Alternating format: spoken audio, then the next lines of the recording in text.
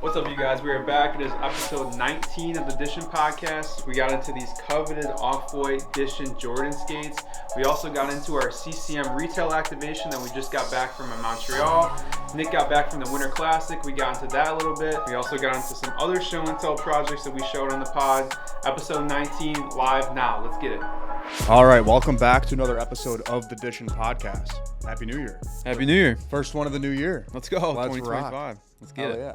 Boys have been on the road again, going anywhere and everywhere. So, but we're back. We're here, 2025. Let's get it. We're excited for a new year here. A lot of exciting things on the horizon for the DISHIN brand, for the DISHIN podcast. So, for all you guys that have been following along, thank you guys so much. And yeah, excited to get into it today. Let's go, baby. Back home on a fresh trip off to Montreal. So good time, man. Excited to get into that. Everything that we did with CCM, everything we have coming up. So yeah, I feel like every time we jump on, we say we've been traveling, but it's true. We've been on the road. Yeah, no, seriously. I was in Chicago for a couple days and then came home for maybe like 3. And then we were in Montreal for what felt like a week, but I think realistically we were only there for like 6 days in total. It was fun. CCM Hockey House. We got to go experience that. Literally had all the boys. We rolled deep when we go to this stuff. 9 guys. Yeah. Squad. Yeah, it was fun, dude. This is the 3rd year of CCM Hockey House. Our 2nd time doing it. Last year was in Boston. And yeah, this year at the hometown of Montreal for CCM. It was right off the 125th anniversary party for CCM as well too. So yeah, just an unbelievable event. Like, shout out to CCM for all the work they put into that, putting that entire thing on. It is no small task to get that many people and have that many moving parts from Thursday night all the way into Sunday night. Yeah, a lot of fun and pretty cool for us to do all the retail activation as well, just to run the entire pop-up shop. We were in the igloo the whole time, which I'm sure we'll get into a little bit. But yeah, just want to start off by prefacing that. Shout out to CCM because that was a really dope event to be a part of. And yeah, we've gotten to work with CCM pretty closely. We've gotten to meet a lot of people over there. Noah has been a huge supporter of us over the years, and I think without him, a lot of this doesn't happen. So he puts a lot of work into what he does with CCM as well as the rest of the crew there. And I thought it was pretty cool what they had lined up. I think every day for the most part was pretty different. Obviously, like that first night, you guys saw, if you follow us on the DISHIN account, you guys saw that we had the influencer night on the first night, which was cool. We had Coach Chip was there. We had Overtime Megan, which was like kind of a big surprise for a lot of people. Huge name in sports too, which was cool. And there was a lot of other people there too. Barbs. What's that? Brody True, Austin Alexander, Pavel Barber. Yeah. Like all the same squad that I feel like we roll up to a lot of these events with. But it was just like that times 10, it felt like, because we were on the Olympic size rink out there. They had like this outdoor pond set up in Montreal. I was at Lower Canada College, so really dope setup there. And yeah, it was cool. Like last year, they sectioned it off into like different sessions where people went out and kind of spun around with the new equipment on their own. But yeah, this year it's just like a free for all. Like everybody went out and was on the rink at the same time, so that was pretty cool. And it didn't feel crowded. It just felt like it was like a good amount of people and cool for everybody to kind of be out there once and intertwine a little bit. So it was cool. Yeah, it was nice. Like them having that on an Olympic size rink was so great. And Derek, I know like when you and I went last year, and like us 3, when we went, it was again us 3. We didn't have our 9 other guys with us. I felt like there was way more room to create content, but also just kind of mess around and try out new sticks, try out the skates, see what you like, what you don't like. But I liked that it wasn't like we didn't have like 15 minutes to go on the ice and we had to get off. Like we really hour and a half basically, which was nice. And it was just like you could buzz around, try out a couple. Like I tried out a couple of sticks. The new Vision stick. We got to get into that. I just loved it was so cold that the glass immediately broke within like the first like 5 minutes of the creator skate, which was hilarious. It's just like great to see just like a nice shattered pane of glass right behind the net. But it was really cool to be out there with everyone, especially all the boys. It was a very cold night, but man, that ice was really nice, honestly. Yeah, it was great weather for it too. I mean, it was very, very cold in Montreal. I mean, it's cold in Buffalo here, but I felt like it was extra cold there for whatever reason. The wind. Yeah, the wind. I want to ask you guys though too, Derek. You touched on how we all tried the Vision stick. What did you guys think of that? By the I way, thought it was fire. they have Yeah. like the top of the stick is like a tapered, rounded shape for like your butt end. So I liked it. I thought it was cool. I mean, I don't know Yeah. like what was your guys' take on that? I've never really. I think that was the first time I've seen that in the sport. Derek, I know you use a pretty big butt end on your Yeah. stick, so just Yeah. curious what you guys thought about that. Something new too. Yeah, it's got like that balloon taper up top, so it feels nice on your hand. I thought like it kind of feels like a baseball bat a little bit. Oh yeah. Yeah, just kind of. I don't know. It's easy to grip it, and yeah, I use a little bit of a bigger knob too, so it felt nice holding it. Yeah, I liked it. I mean, I have like a pretty custom one that I do with like wide tape that my dad has taught me over the years, and like it's pretty fat to begin with, so like I'd be really curious to see what my like butt end on that would feel like. But I really liked it. It like fit in my hand like very nicely, and I felt like I had a ton of control. Stick was a little short for me, of course, as they always are. But it'd be nice to just see what we could rip with when those come out. I'm definitely interested in grabbing one of those for sure because they're really nice. It reminded me of like the S19 but reversed. Yeah. Yeah.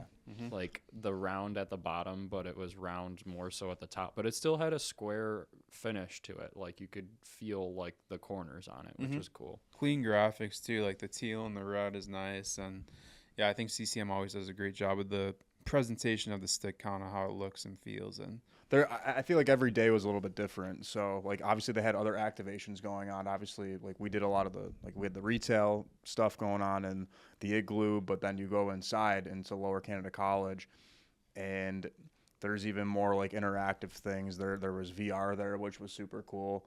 Kind of showcasing that. And then I think they were showing off even more equipment that they had coming out. They had some pro stock stuff, I believe, too, that was inside of seeing like, you know, what guys like Matthews and Crosby were using. I thought it was really cool to also see what kind of stick Crosby's using. He's been using the same stick for years with CCM, which I thought was interesting. Have you seen his curve? It's like flat. Yeah, I don't know how he scores It's with that. insane. yeah, that's why he's got a lethal backhand. Even the grip too, like he's got like this sandpaper finish grip, and yeah, that was cool to see that on display. But let's talk about the Igloo. The Igloo was so dude. fire, dude. The Igloo was sick. It was cool for people just to stop in the Igloo and say what up. And there's a lot of people too that watch this podcast that are tapped in with the brand that came in and said what up. So that was cool. That was probably one of my favorite parts. Yeah, it was dope. Like, yeah, you walk in the Igloo, we had the rack set up on like kind of the right side, on the left they had a photo booth, which is cool, and then like all across the back wall they had all the new equipment. So yeah, the Crosby stick, they had some of the FTW line. They had a custom goalie setup that was done by Vincenzo, which was really cool too. And yeah, just kind of an overall little place for you to. It was like kind of off the rink a little bit, so you can come in, get warm, kind of check out some of the merch that we had on display, and just yeah, get a chance to kind of get a look and feel for everything that was going on throughout the entire event. So yeah, I thought the layout was really cool. Bit different than last year, just like with last year being in an actual house and this one being at a college. But you know, I think you know, the experience of everything was really unique and different, and I think just having the rink outside just kind of like pulled everything together, so it was dope. For sure. And let's not forget about the hot chocolate presented by Tim Hortons. Like that truck was so clutch. I don't think I've drinking that much hot chocolate in my life. Yeah, no, I think I haven't either. Yeah, I've never had a half hot chocolate, half coffee. Oh yeah, how was that? Yeah, You've it never was had pretty that good. before? No, Oh, I've never had that first either. time. That's a staple. Yeah, what do they that's call that? That's a cafe mocha. Cafe mocha. Yeah, I've heard Yeah. of that. Yeah, I've knew never what it had one was. of those. I meant to try one out. Can you rate it? What was it? 1 out of 10? It was like an 8. Okay. Yeah, it was good. It's a nice like if you need a pick me up, I think, and Yeah. also want that like warm. Just nothing warms you up like a hot chocolate. Yeah. Truthfully. I That mean, is in the Igloo, dude, I would drink anything warm.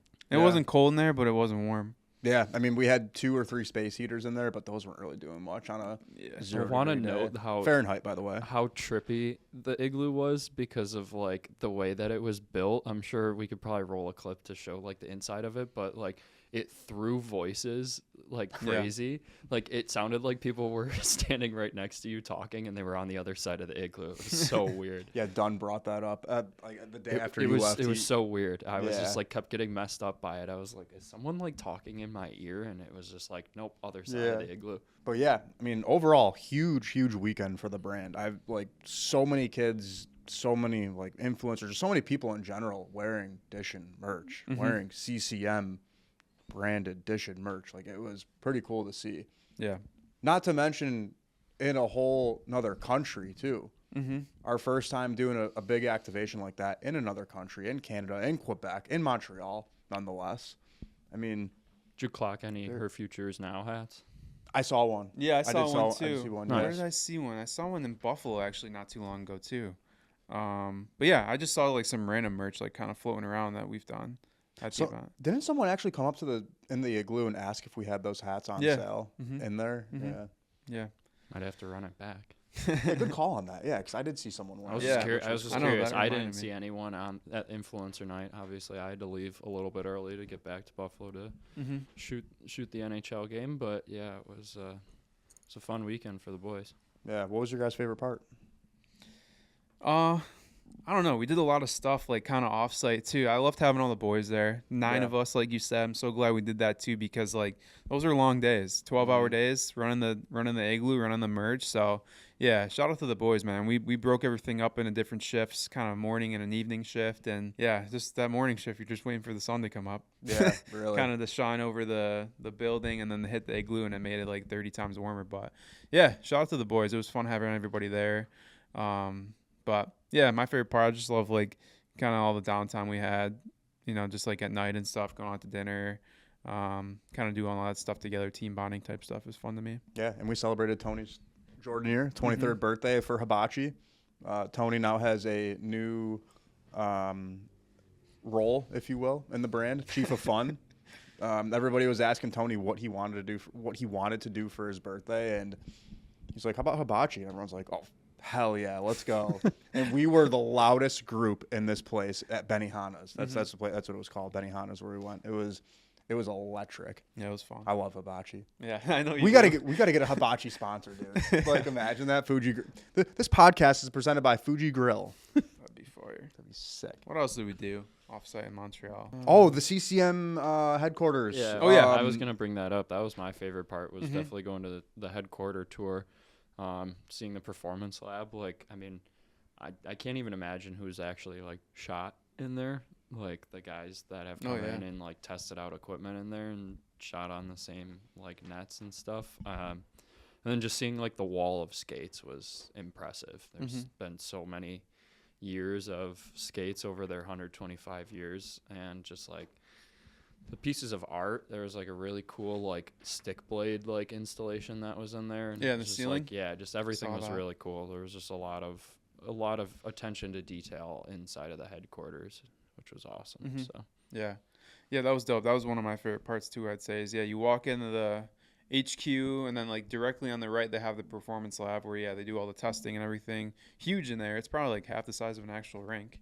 Yeah, I was surprised with how big it was, and all the state of the art stuff that they have in that performance lab was insane to see. Like I didn't realize how much science. I mean, there is a lot of like science and things like that that go into like making a stick and trying to perfect that and find different like figure out okay where's the kick point coming from for player number one, like where what does that look like. And I think they said it on the tour, but they had like sensors on the stick, and then they like all over the hockey stick, like the whatever stick you were trying out, and then they had sensors all around the rink in the sensors performance on lab. the puck too. On the puck too, yeah. So I thought that was interesting. I mean, Also, just like think about too is like, I mean, and we do it here is like, so obviously with SkateSkins, like we lock down and kind of almost master one thing is SkateSkins or like merch.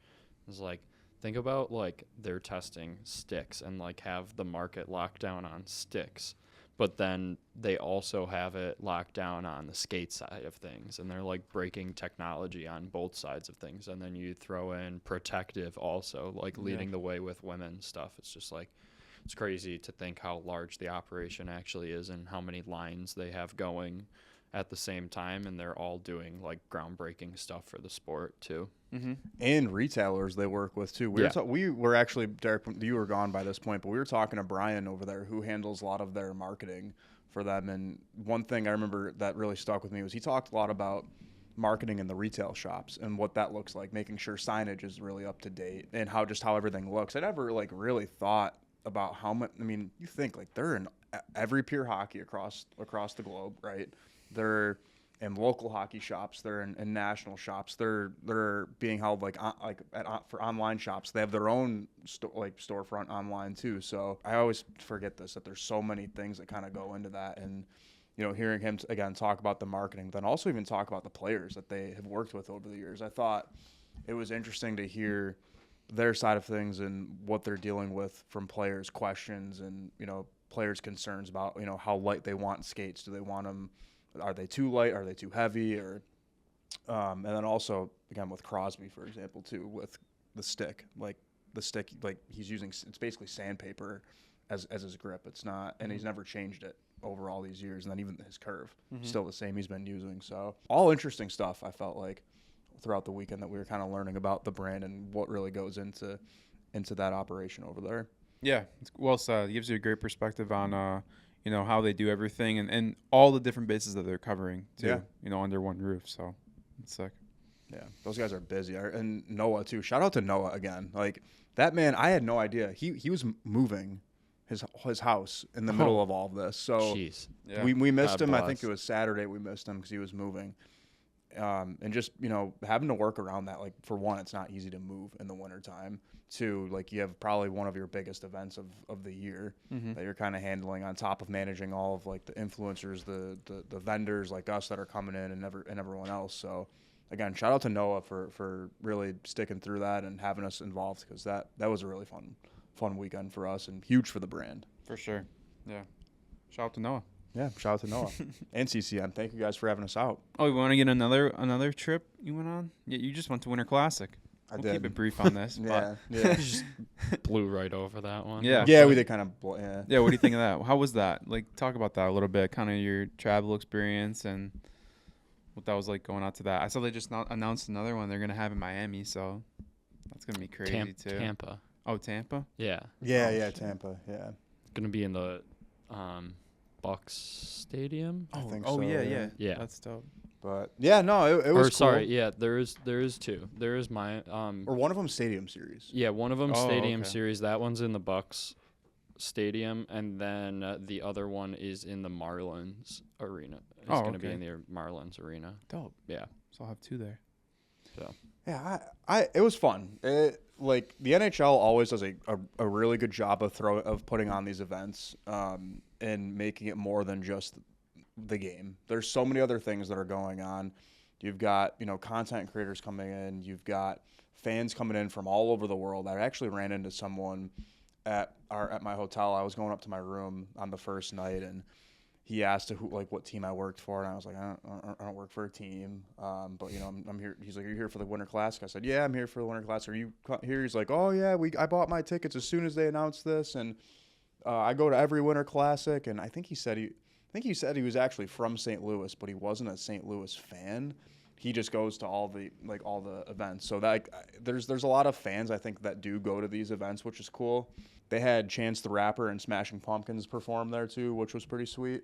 But yeah, the first day was pretty interesting. It was raining for a majority of the day, and this was for the creator skate first. So the creators were the first ones to really hop on the ice and go shoot around and buzz around a little bit, which I was very fortunate enough to be out there with them, helping Neil kind of shoot some content for social for NHL and helping any of the other content creators that needed stuff shot. But luckily the rain held out for us. It stopped like about 15 minutes before we hit the ice, and the ice surprisingly was nice. Like it was for how bad the weather was that first day. And then the second day I got to cover the Chicago practice, following Bedard around, and then I got to also cover the St. Louis family skate, which was probably one of my favorite parts of that entire trip. Just seeing all the all the players kids and wives and families and parents and come out and just enjoy their time and to see the bonds. I mean, because these guys, they play 82 games a year, and then once playoffs hits, probably more than that. And they don't get enough time, I feel like, throughout the year to spend time with their family. So those moments are pretty cool, and it's fun to document that and really kind of get an inside look as to, what their family life is like. And that really just showed me that it's, hockey is so much more than just a game. Without those family and those people around them, like they don't get to play in a Winter Classic. They don't get to the league. They don't get to, do everything that they've done in their career. So that was cool. And then obviously the game was, St. Louis kind of came in. It was a barn burner there, but overall, really awesome experience. Again, I got to say that family skate was probably one of the coolest parts of that entire trip for sure. Yeah, that's dope, man. That's so sick. Even cooler, it's in Chicago too, kind of like full circle.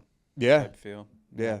Yeah, that's sick. Should we get into the show and tell item? Yeah, let's do it. Let's rock. What do we got? Show and tell this week. Which skate you want?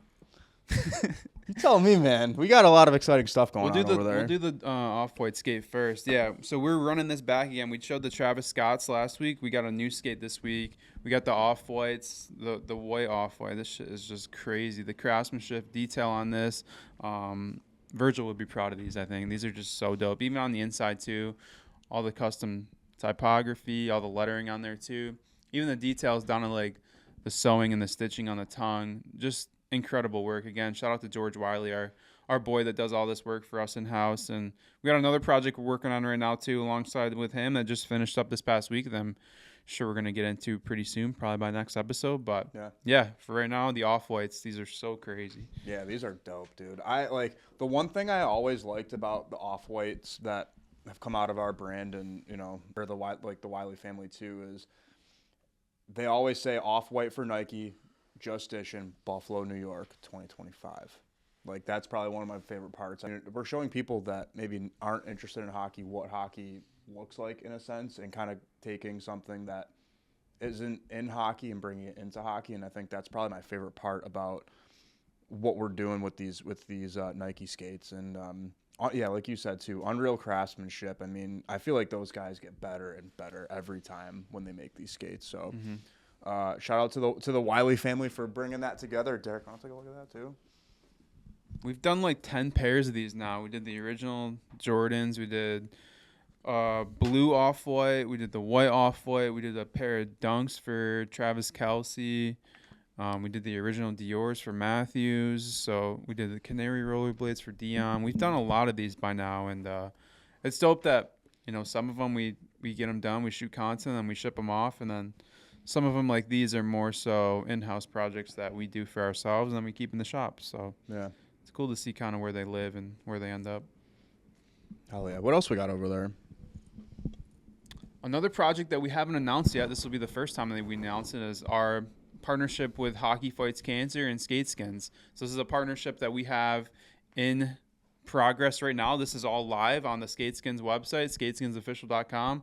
So yeah, we've been fortunate enough to partner up with Hockey Fights Cancer to do a custom SkateSkins for Hockey Fights Cancer. So this is a really dope project we've been working on for a couple of years at least now, alongside with the NHL. So really proud of this one going live. It's a really unique design and type feel for it. This is the area on the back that has that placard style design where people can write any sort of tribute or honoree that they're playing for on the back of those as well too. So yeah, it was dope. We had the NHL come out to the shop what was that, like a month ago, and do like a full documentary behind the scenes. So pretty unbelievable. This is, like I said, a project we've been working on for a couple of years now, and to partner up with the NHL and Hockey Fights Cancer is a dream come true for me, and I'm sure for you guys too. So this is pretty unbelievable. It's hard to put into words that we have a partnership like this. Yeah, I think my favorite part about this whole concept and idea is that,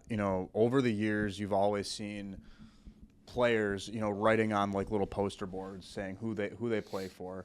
And I think this is just such an added piece to the game where, guys don't just have to hold up that poster board anymore. They can now wear this on their skates and write who they're playing for right here, which is probably one of my favorite parts about this whole thing. And it's been a pretty cool experience to kind of see how this all how this all kind of came to play. And I know you've put a lot of work into getting this partnership going, and kudos to you, man, for really making this thing happen.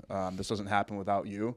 I know we do, like Benny, you know, does a lot of the manufacturing now on the production side of things to take some of the load off for you, and obviously Derek and I, and now Tony too, doing more of the video content. But it's so crazy for me to really see this come to life, and just to think 4 years ago we were making, you know, just TikTok videos with this product, and to see where it is today, to see how many kids, how many players, how many leagues this product has been in is truly unbelievable. And I think the sky is still the limit for this brand and for this product, and it's cool to be a part of it and kind of see it develop. So you know, take pride in that, man. Like this really does not happen without Matt. And a lot of the stuff that you guys see between the DISHIN brand, the Skins brand, the Colored Bubbles brand, again, does not happen without this guy. So you know, I've said it before on a lot of episodes, but like what he has done for the sport, fashion, culture, everything, like sometimes goes a little unnoticed. So I just want to shed some light on you for that. Seriously, like give you your flowers, because Stick taps. yeah, for real, stick taps. Because even like, again, going back to the CCM thing, like there's so many things that we're doing in this sport now, and I feel like the brand right now is in such a good place, and we're so far ahead of our time, and we have so many other projects we're working on. Like I feel like we're probably into almost like mid 2026 right now, and we just started 2025. So again, that doesn't happen without Maddie. So seriously, again, stick taps for you. Seriously, bro. Thanks, bro. Appreciate you, man. Yeah, it's amazing to think about the team that we've built, to be able to bring 9 guys to Montreal, to be able to have everybody at the shop throughout the week, just kind of grinding and living the dream. That's stuff that, you know, we've dreamed about ever since the 3 of us met up. So it's special. Hell yeah. We've seen a couple of really big collabs in the sport lately. We had the OVO Sherwood collab we saw, and then Bauer just did a collab with Kith. So that was dope to see. I feel like we kind of manifested this like 2 or 3 years ago, just like the whole evolution of hockey streetwear. So pretty cool to see like a lot of these big brands like partnering up with these streetwear powerhouses and doing like one-off collections and stuff. So, and cool to see like equipment brands get in there and say, okay, if Kith is going to do a streetwear collection, they want to do a hockey capsule. And I mean, who better to partner up with than a company like, you know, Bauer or Sherwood that can actually like produce the actual equipment to the design specs that they want to do it. So pretty cool to see. I'm excited to see more of that in the future. Not saying that we were one of the first, but we were one of the first. Yeah. You know, Adam actually put me on to Kith. Yeah. Yeah. A while ago. He's like, check out this brand. I knew of Kith for a while, but like I never really like tapped in the way I am now with it. And I don't know. I feel like Adam's always put me on to stuff like that. Yeah. But yeah, that was super cool to see all the hockey stuff they're doing now. And Derek, like you said. That collection was huge. There's probably 20-something pieces in it, I think. Like, it looked like a lot. There was, like, bunch of, like, multiple jackets. There was hoodies, shirts, like, air hockey accessories. Yeah, there was tons of stuff. Yeah. It's cool, dude. Hockey is in such a sick place right now. And speaking of collabs and just all these like different business moves, did you guys see Chicklets now as a part owner of an ECHL team? Oh, Stick taps for them. Pretty sure on they're that, too. co-owners, like or I think, co-owner like, or something. I think Biz and Witt are the owners, just like outright. Like I think, yeah. pretty sure that's And Someone Grinelli fact and, check us on Yankees that. too. is too. Yeah, I mean, Yeah. I'd love to know more about it, but I mean, good for those guys, obviously. Yeah, great group of guys, and I think they're also another group that pushes the needle for a little bit in hockey. For sure. So that's super cool to see. Again, hockey is in such a cool space. We got 4 nations coming up too, which is going to be unreal. I was actually talking to somebody about this yesterday, and I wanted to get your guys' take on it now that we're on the subject. Do you guys think that these players from the league, when they go to 4 nations, do you think they're going to go as hard? Like, do you think we're going to see like the competitiveness like we would at an Olympics or like a normal like NHL game? Or do you guys think guys are going to dial it back? It's going to be more of a skill game. Guys are going to be a little bit more timid. Maybe guys aren't going to block as many shots. Like what do you? I'm just curious to see like what you guys think. I have a take on it, but I just wanted to see what you guys thought of this first. I think anytime that you pull on a sweater for your home country, I think it just like kind of elevates everything a bit more. So, I mean, yeah, it's not Olympic stage, it's not IIHF, but I mean, I still think that when you get to that point and you're playing for your home soil, it takes everything up a notch. Yeah. What do you think, Derek? I think I don't know. I want to say that they'll go hard, but also at the same time, I find it hard to believe that the teams aren't telling their top guys to take it easy while they're out there. Mm-hmm. That's what my buddy Like, Dan was saying, the same thing. They are mid-season, and it is the best of the best guys. Like, we're not talking like your pity all-star votes where a guy sneaks through on, a team that's just doing good. Like, these are the best players from around the league. They were hand-selected. Like, I want to say that they'll play hard, but I also, I don't know. It's just so late in the season right now. Like, we're already past the halfway point. I find it really hard that they'll go really hard. Like, I think they'll still play. Like, they'll be good games, but I don't think you're going to see guys laying out the body to block shots on, big slap shots or whatever. Yeah. I think they'll get sticks in lanes and stuff like that. Like you said, more still skill game almost. Yeah. And it's not on an Olympic-sized rink, so it should be interesting. I think the game's going to be a little bit different too than what it is, because you might have, a guy who's maybe a top forward. I don't know. I'll just throw in like a team. Like, you'll have like a top forward from Vancouver or something going to play, or a top defenseman from Vancouver, but then like they might be bottom of the barrel, like depth wise, in the lineup. So, is their game going to change up? Like, what does that look like? Yeah. So, but I think that the first few games, guys are going to kind of try and get a feel for how these games are really going to be played, what the atmosphere is going to be like, and then I think that just by nature, that competitive edge is really going to come out closer to the end of the tournament, and I think I'm pretty excited to see that.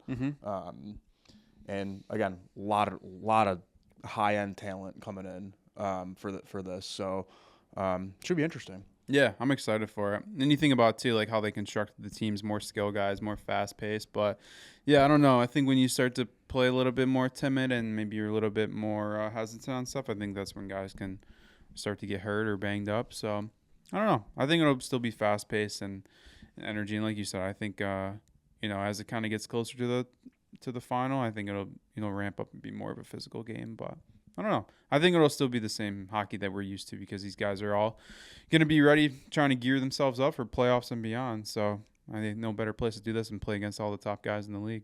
Yeah, and Chicklets, someone, I think, I don't know if it was Witt or Biz, one of them was saying on Chicklets that this tournament is going to be like it's going to ramp guys up, get them ready for playoffs and kind of get them fired up. So I don't know, I'm excited to see, what this, how it goes, what the play is going to be like, and ultimately too, I think the fans are excited for it too. Yeah, it'll be sick. I'm pumped for it.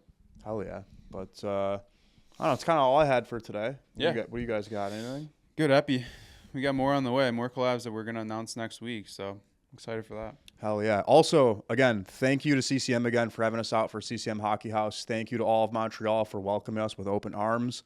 You guys were great. And thank you to everybody who pulled up to the Igloo and set it up. That was, again, super dope. Yeah. Super, super dope to see. Good stuff. Hell yeah. Happy 19. Yeah, 19. Let's Thank go. you.